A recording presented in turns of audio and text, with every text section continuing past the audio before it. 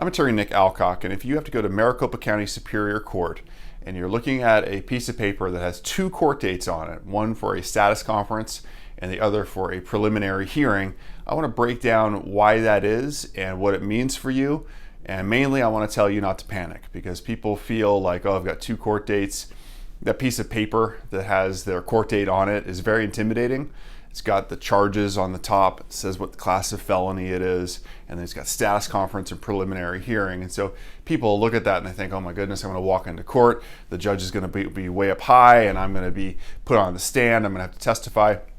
That fear actually drives a lot of people to hire an attorney, because they just want to have somebody with them and they don't want to go through this process alone. And it's the fear of the unknown. It's sort of the anxiety that produces forces people to go out and look for an attorney. And I say, well, let's break it down and let's be real about what actually is going to happen. And that should make you feel a lot better. It should also lower that temperature and the desire to move now, hire an attorney now. Okay, so in order for a criminal case to proceed, a felony case in Maricopa County, some things have to happen at the very beginning. So you can't just charge somebody and then have trial in a day. There is a very significant process that it occurs.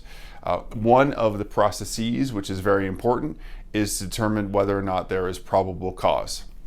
Okay, so you can't have somebody go through the entire criminal justice system and never have a judge or a grand jury decide, hey, well, it's more likely than not that this person committed a crime. So there has to be a probable cause determination. Back in the day, they actually did kind of mini trials, preliminary hearings in justice courts. They don't do it that way anymore. They've consolidated everything, and it's a more informal, not informal process, but just more high volume process. So they got everything down to the RCC. It's a big area. The public defender will get a stack of files. They go through their files. They look for the plea agreements. They communicate those plea agreements to their clients.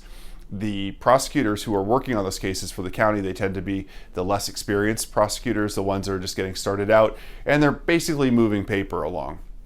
Should the case actually wind up going to trial, then a different prosecutor would probably be assigned to the case. So that RCC, where you've got the status conference and you've got the preliminary hearing dates, that's kind of a clearinghouse. It's a little bit unfair. It's not really how the legal system is supposed to be, but it's kind of what it's set up to do. It's set up to move cases quickly, and you can take a plea agreement, be sentenced in that court, and you don't tie up the Superior Court judges with their criminal trial calendars. So the idea was, how can we speed this along? How can we run the case more efficiently? However, most of those preliminary hearings do not go. So how can that be? Well, it's if you don't take a plea agreement at the status conference level, there has to be some type of probable cause determination. So it's very likely the case will go to the grand jury. And the grand jury is a secret proceeding. Typically, you're not a part of it, and typically the court doesn't talk about it. So that's why those days are there between the status conference and the preliminary hearing. On occasion, there are things that need to be communicated to the prosecutor before that grand jury is convened and before the case is presented to the grand jury. And it's very, very important sometimes, if there's an alibi or if there's some information the prosecutor doesn't have, to make sure that they are aware of that so they can present it to the grand jury. If that happens, that obviously could make the difference between your case moving forward and an indictment being found, or there's a good possibility, if you have exculpatory information that's presented to the grand jury, that they won't return an indictment or a true bill. So the point is that the reason why they've got those two court dates is to give them time to square themselves away to have a grand jury hearing. And there is a good reason to have an attorney in the process with you, so to make sure that information can get to the prosecutor. And it's also a good idea to have a private attorney kind of take you out of this mass group of people and help really personalize you and make sure that the prosecutor is really aware of all the issues involving your case.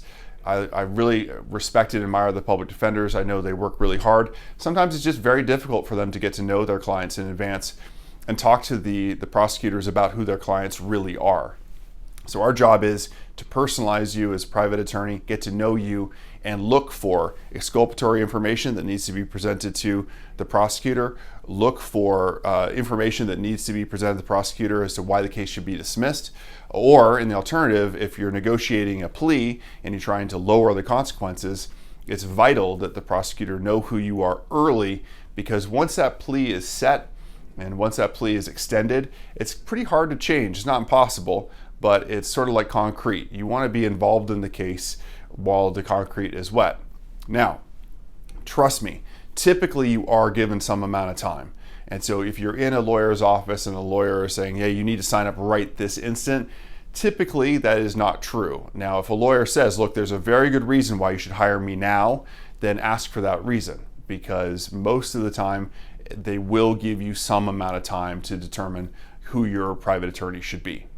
So when you have that piece of paper in front of you, it's got the court date, it's got your charges, it's got the 2 dates, status conference and preliminary hearing.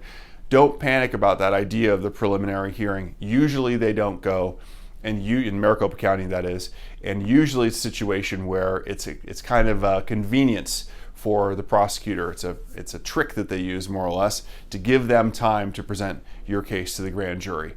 If you are charged with a felony, and that is the situation that you're in, and you want to speak with an attorney, you can always give us a call, 602-989-5000. That's 602-989-5000. My name is Nick Alcock. We're happy to speak with you, happy to walk through your case and look for positive solutions for you. So, thanks so much for watching. I appreciate it. I'm sorry that you're going through the situation. I know it can be very, very stressful, but allow us to help you and allow us to really give you the information that you deserve. 6 minutes and 42 seconds is typically not enough to really break down how the legal system works.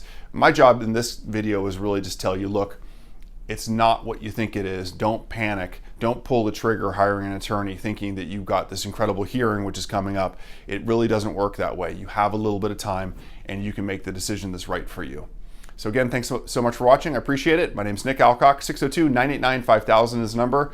Call us anytime. We're here for you. Thanks so much.